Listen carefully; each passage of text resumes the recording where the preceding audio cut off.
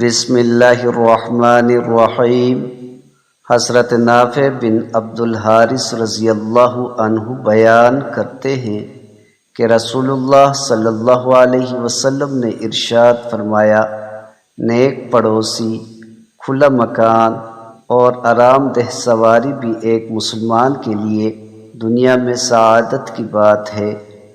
حضرت ابو ہریرہ رضی اللہ عنہ فرماتے ہیں کہ رسول اللہ صلی اللہ علیہ وسلم نے ارشاد فرمایا،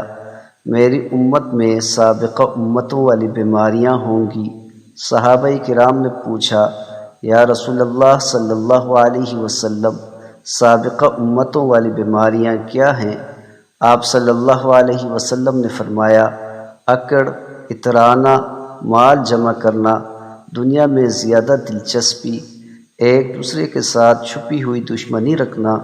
ایک دوسرے کے ساتھ حسد کرنا، بغاوت کرنا۔ حضرت عبداللہ بن مسعود رضی اللہ عنہ فرماتے ہیں کہ رسول اللہ صلی اللہ علیہ وسلم نے ارشاد فرمایا، اللہ تعالیٰ نے جس طرح تمہارے رزق تقسیم کر دیے ہیں، اسی طرح تمہارے اخلاق بھی بانٹ دیے ہیں،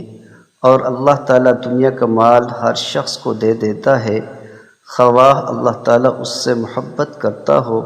یا نہ کرتا ہو، جبکہ ایمان صرف ان لوگوں کو عطا فرماتا ہے جن سے وہ محبت کرتا ہے، لہٰذا جس کو اس نے ایمان کے دولت سے نوازا ہے اس سے وہ محبت بھی کرتا ہے، اور اس ذات کی قسم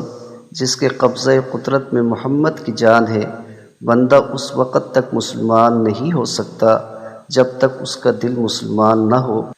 اور بندہ اس وقت تک مسلمان نہیں ہو سکتا جب تک اس کا پڑوسی اس کے شر سے محفوظ نہ ہو۔